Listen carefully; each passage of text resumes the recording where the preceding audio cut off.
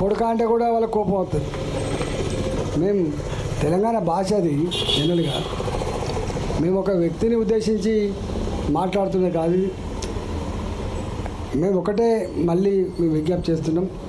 ఏదో కాంగ్రెస్ పార్టీ నాయకులు ఎంపీ గారు ఎమ్మెల్యే గారు ఎక్కడికైనా పోతాం, గుర్తుపెట్టుకోండి. మేము డాంబికాల ఓటలం కాదు. మేము మా పదవి మా అలంకారం కోసం రాలే. మీరిచ్చిన ప్రజల ఓట్లకు పుట్టిందే మా ఎంపీ పదవి తప్ప మా అమ్మిచ్చింది కాదు ఈ పదవి, మా నాన్న ఇచ్చింది కాదు ఈ పదవి. కొనుక్కుంటే దొరికే సరుకు కాదు ఇది. మల్కాజిరి ప్రజలు, వాళ్ళు కార్మికులు కావచ్చు, వాళ్ళు రైతులు కావచ్చు, అన్ని వర్గాల ప్రజలు వాళ్ళ ఆత్మను ఆవిష్కరించి బిడ్డ అని చెప్పి ఆశీర్వదించే వచ్చిందే ఈ ఎంపీ పదవి.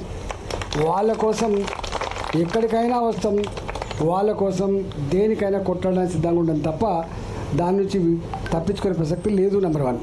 నెంబర్ 2, మొన్న నేను ఎందుకో జిహెచ్ఎంసీకి పోయినా మీటింగ్ అయితే, అయ్యో మీరు మాజీ మంత్రి కదా, అందులో ఆర్థిక మంత్రి చేసింది కదా, మీరు ఎంపీ కదా, ఇది కౌన్సిల్ అంటే కార్పొరేటర్లు మాత్రమే ఉంటారు, మీరెందుకు వచ్చిందని చెప్పి అన్నారు. అంటే మా మల్కాజ్గిరిలో చాలా సమస్యలు ఉన్నాయి, నేను మా ప్రజల కోసం వచ్చిన. నేను మాజీ మంత్రినా, ఆర్థిక మంత్రినా, ఎంపీ, నాకు గవర్నీ ఏం లేవు. నేను ఈ సభకు వచ్చి మా వాళ్ళ సమస్యలు కొంత ప్రస్తావిస్తే 4 పైసలు వస్తే ఇంత డెవలప్మెంట్ వస్తుందని చెప్పి వచ్చినా అని చెప్పి నేను కూడా మైక్ పట్టుకొని మాట్లాడినా. ఓ 25 నిమిషాలు మాట్లాడినాం. సమస్యలన్నీ చెప్పిన. సమస్యలు ఒక మల్కాజ్గిరి మాత్రమే చెప్పలే.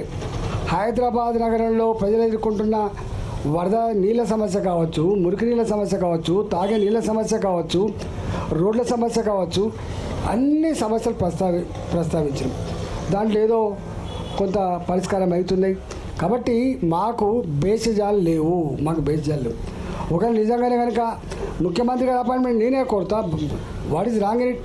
అసలు ఇవాళ ఆ సంస్కృతి బంద్ అయిపోయింది. కానీ మంత్రులు, ముఖ్యమంత్రి అయినా మంత్రులైనా సాయంత్రం పూట ఒక 2 గంటలు 3 గంటలు ప్రజలకి ఓపెన్గా దర్వాజా తెరిచిపెట్టేది. ముఖ్యమంత్రి గారు కూడా ఓపెన్గా దర్వాజా తెరిచి ఎవరు ఏ సంఘ పనులు వచ్చినా, ఏ సంస్థ వాళ్ళు వచ్చినా, ఏ డెలిగేషన్ వచ్చినా కూడా తీసుకుంటోళ్ళు. అట్లా సమస్యల పరిష్కారం అని ఇప్పుడిప్పుడే అంతా గోడలు పెట్టుకునేదంతా.